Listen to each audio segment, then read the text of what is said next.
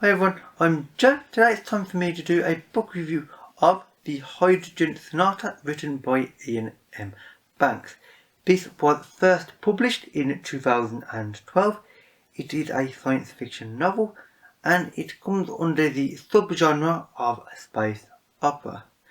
This is the 10th culture novel, of which there are 10 in total, so this is the last one. And it is a very interesting and curious novel, written very close to before Iain M. Banks sadly died, and indeed it was actually published just after his death. And some of the aspects of it, some people still debate whether they are related to the fact that he knew he was going to die, and related to that, but that is a discussion that is an interesting one. Anyway, first of all, I will give a description of the culture and then I'll give a synopsis for the book. So, what is the culture? It is essentially humanity has risen to the stars and expanded tens of thousands of years in the future. You're never told exactly how far, but it's very far indeed. We have evolved physically to a certain degree and changed mentally. Our technology is beyond anything we can really imagine, and now we have essentially limitless resources due to having access to other worlds, and obviously mining on asteroids, comets, that sort of thing. And one of the reasons for this is that the culture has developed minds which are fully sentient artificial intelligences, which have long ago way surpassed anything that humans can now think of. They are far more intelligent and capable than humans, and they essentially, the minds, run the culture, government and resource allocation and that sort of thing. Therefore, the culture is very much a civilization about leisure and about bettering yourself and doing pretty much whatever you want to a degree. And indeed, there is no currency, although there is a form of currency in some respects, with obviously your regard in regards to the mines, but that's a discussion for another day. And overall, this is a phenomenal advanced world, society, and indeed there are many other alien societies. And indeed that is where the synopsis of the book comes into play, because this book starts with the focus being on the Xilt civilization. The Xilt are a very old species, like the culture, and indeed they are essentially one of the founding sort of parts of the culture.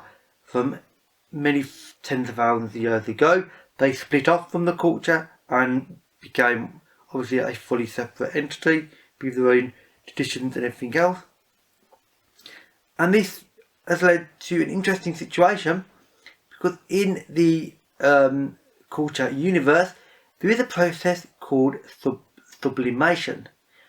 If you sublime, essentially it means you ascend and basically go above this plane of existence to another sort of realm or another sort of phase, and you exist in a pure sort of energy form and a kind of a godhood type idea. Other science fiction novels and TV series and such have done this before, so it's not that new as a concept.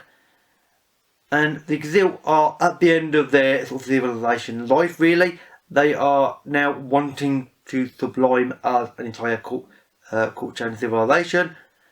And indeed they have set a date for this, which, for the record, the chapters in the book are literally counting down to the day of the sublimation of the entire civilization. Now, however, there is a very old secret that becomes known, or at least suspected, at the start of the novel. This secret involves an event that happened at the very start of the forming of the Xilt. It won't affect them, or at least maybe not affecting them subliming, but some people think it might. And frankly, people just want the truth before they disappear forever, because generally when you sublime, you pretty much don't really come back, or even if you do, you don't really remember what happened when you did. So this secret is one that needs to be found, it is a very old secret, therefore a very old member of the civilization needs to be found. And that secret is left for one person, the Cothant, to find. She is a gazelle person. The person she's trying to find is a culture person. And she essentially is trying to find this person and find out what this very old secret is. And will it affect the gazelle? Will it affect their sublimation? And there is a mind and a ship that wants to help her. This mind is keen to help her for some of the obvious reasons, some not so obvious. Obviously, there are always ulterior motives for everything in Iain Banks' novels, and it goes from there. Let's say, she's trying to find out secrets. A lot of people don't want her to find out secrets because it could harm them personally, and it's a big adventure from there. Let's say, with all sorts of interesting events going to happen. So, first of all, the interesting events I mentioned happen in a remarkably detailed and a very heavily developed world. Banks does world building really well. He always creates really interesting environments in his novels where you have some very futuristic sort of science fiction obvious ones. We also have some very normal ones. This novel is not unusual to this concept. It has some very advanced ideas. It has some very normal ideas. The mix of these in terms of the environment work well. The environments feel real, and Banks' writing style is strong enough and scriptive enough while still leaving a little bit to the reader's imagination to make you get really immersed in the environment and the worlds that he creates. And the people that inhabit the worlds that Banks creates, and the world that in this book in particular, are also well described and fit within the world. Now, sometimes the psychology of the characters do not always work. They can be a bit strange at times, let's say, and do things that you wouldn't think that they really should do. And there were times when I was like, really? Why is that character doing that? It makes no sense. Keep in mind, this is a civilization meant to be tens of years, thousands of years in the future. Frankly, their psychology has changed because of their outlook on life, what with limitless resources virtually and all that. So they've got a different outlook on life, so you can't fully compare them with us. And in a way, it's quite interesting one that is, because essentially any mistakes that Iain Banks may have made to do with character development, technically almost all of them could be explained by that reasoning, that they are just so different from us that their psychology is now evolved and a little bit more unusual compared to us. Which is true, and it also sort of makes me smile because you can just explain away problems by using that reason, which is a curious one. Iain Banks' writing style in this, as in every culture novel, is extremely strong. He's descriptive, he leaves certain amounts of ideas and such to your imagination. He describes everything in a level of detail that I think it's best for me not to say anything more now about that and just leave it for you to read, but it's fantastic. And overall, his writing is frankly super strong and one of the standout parts of any and all culture novels, including Hydrogen Sonata. Some of the ideas that Banks talks about in this are, amongst others, one is how civilizations end in time. When a civilization has everything it needs to have and everything it can conceivably want, what will a civilization do? Is it just going to continue? Obviously in this, they don't exactly. They will move on to a new phase, which is obviously when they sublime. And it's a curious concept, and obviously sometimes they can come back from being sublimed, which is something really quite curious. And overall though, it's a case of, does the civilization have an end, or does it just change beyond reckoning and then just keep evolving onto another stage? You have the next stage after they sublime? Is something else after? Or is that a final end or final death? And in fact, obviously that is a significant thing to talk about, the death of a civilization.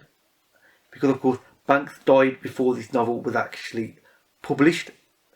So the death aspect is a slightly strange one. Because of course some people said that some of the concepts in this he was writing due to his upcoming death, which he knew was going to happen because he died after an illness. I believe it may have been cancer. I could be mistaken about that. But there's something he knew about relatively shortly before he died and knew that it was going to happen. So this may have had an effect, although personally I don't think it actually did, because the way he writes and the way it relates to a civilization, I don't think it works in that way. I think it's very different from anything he may have been writing to himself. Personally, I don't think it did as well, because Banks in no culture novel has ever wrote himself into a novel, his own concerns into a novel, not in that way. So I think it will be a very different idea. Another little concept that Banks talks about in this is actually to do with art and culture, not the culture, but culture in general. Because in this, art and creative pursuits are brought up. I'm not going to say why, but they do play a certain role. And he talks about essentially, is art the last big goal for a civilization once it's achieved all its sort of societal goals? Obviously, like, you know, making sure everybody has enough to eat, shelter, a very nice lifestyle, a nice environment, obviously all the things that they need to live, you know, obviously there's no power problems, that sort of thing. Once you've reached all these goals and humanity's at this such a high, phenomenal level, what is left? Is that art? Because of course there is no end to art as such. Art and creative pursuits are, in theory, endless.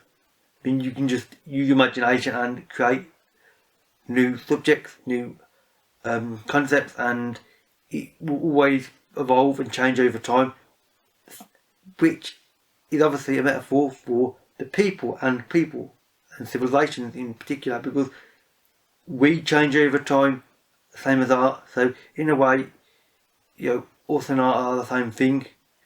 We have a definite idea, but we change over time and we evolve.